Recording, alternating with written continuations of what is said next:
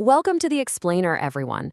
I'm stepping in as your senior consultant today, and we're going to look at how to transform the highly intuitive and, let's be honest, sometimes messy art of qualitative research into a rigorous, traceable, AI-assisted methodology.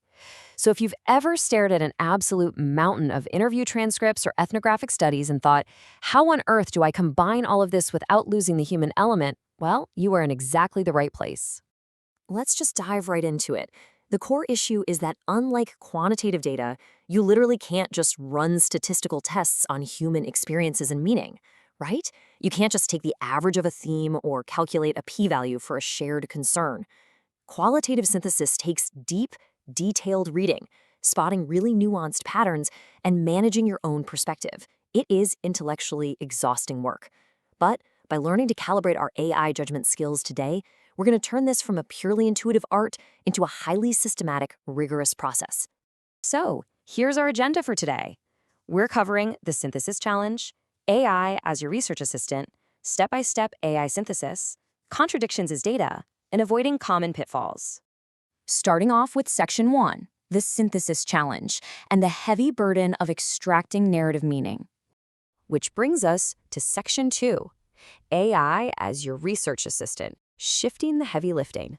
Look, to actually conquer the sheer intellectual exhaustion of synthesizing dozens of papers, we simply have to shift that heavy lifting to the machine. Think of me as your coach for this workflow. AI handles the massive scale of the conversation. It's absolutely fantastic at organizing, tagging, and recognizing overarching patterns across hundreds of pages of text.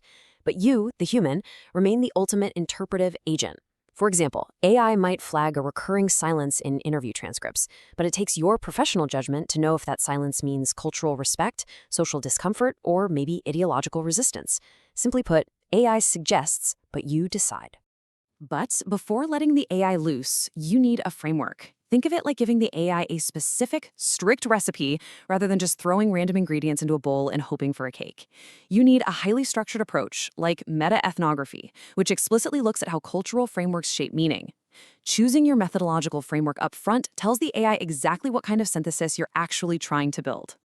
Moving on to Section 3, step-by-step AI synthesis, from extraction to integrated models. Here, we're breaking down the exact, foolproof workflow you need to follow to maintain your interpretive integrity. We move logically through 4 specific steps. First, extract the findings consistently using a strict template. Second, organize those findings into a thematic matrix. Third, ask the AI to identify patterns across that matrix. And fourth, critically question those patterns to ultimately build your integrated conceptual model. You absolutely cannot skip to step 4. You really have to earn that synthesis. Let's look at a real-world example about medication adherence to see how this plays out in practice.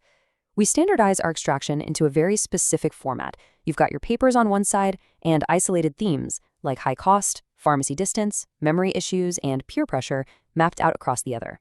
Structuring your qualitative data this way is absolutely crucial because it prevents the AI from over-interpreting. Seriously, if you just ask an AI to summarize raw text without this kind of rigorous structure, you are inviting severe hallucinations.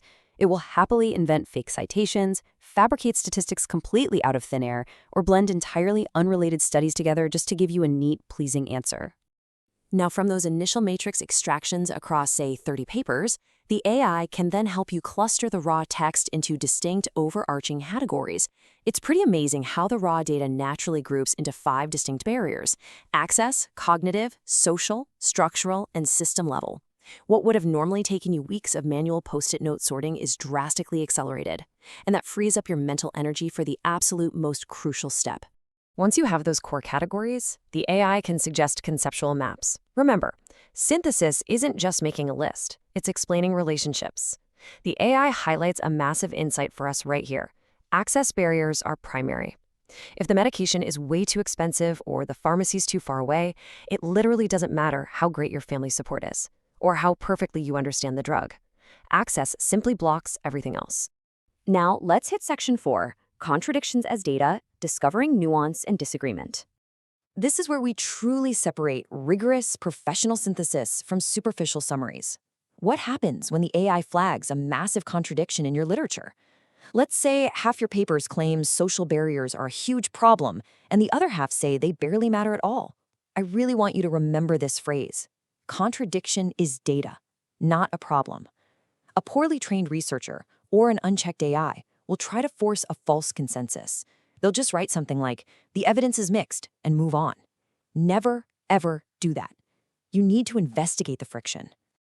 When you prompt the AI to look at the demographics of those conflicting papers, an incredible nuance appears.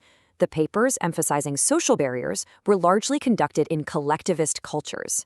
Meanwhile, the papers minimizing them, they were from individualistic cultures. So, those seemingly contradictory experiences actually just shift based on cultural context. By treating contradiction as data, your conceptual model just had a massive aha moment and became vastly more sophisticated. And finally, Section 5, Avoiding Common Pitfalls, Guardrails for Systematic Synthesis. As your consultant, here is your quick checklist for evaluating task risk versus AI capability. The golden rule: high-risk tasks require low AI autonomy.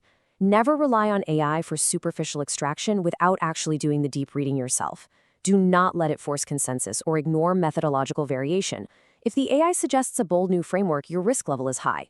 You must go back to the original source text and verify it. If it's not perfectly grounded in the actual data, you reject it immediately.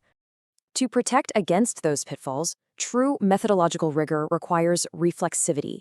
Think of it kind of like systematically cleaning your own glasses before looking at the data. You need to be totally transparent.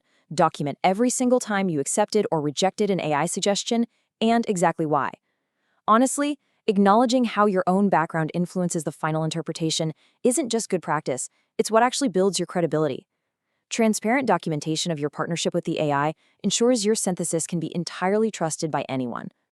So I leave you with this final thought today. Think about your current qualitative projects. Where are your operational gaps? Where could you use AI as your ultimate conversation organizer to uncover those deeper hidden meanings in your own research tomorrow? Start small, build your rigorous framework, and just watch as your synthesis shifts from an intuitive guess to a beautifully transparent masterpiece. Thanks for joining me on this explainer. I'll see you next time.